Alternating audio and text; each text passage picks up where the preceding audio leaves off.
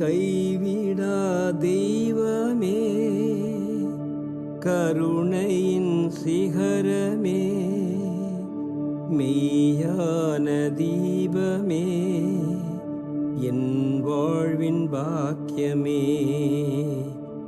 கைவிடா தெய்வமே, கருணையின் சிகரமே, மெய்யான தீபமே, என் வாழ்வின் பாக்கியமே. முழங்கால் படியிட்டு முழுவதும் தருகிறேன். நான் முழங்கால் படியிட்டு முழுவதும் தருகிறேன்.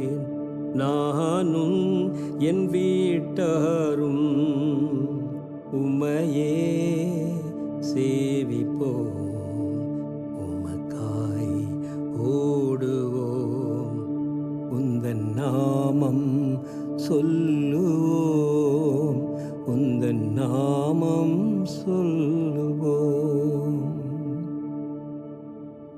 கைவிடா தேவன்.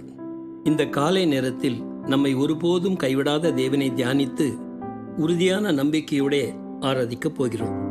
கர்த்தர் யோசுவாவை பார்த்து சொன்னார், நான் மோசேயோடு இருந்தது போல உன்னோடும் இருப்பேன்.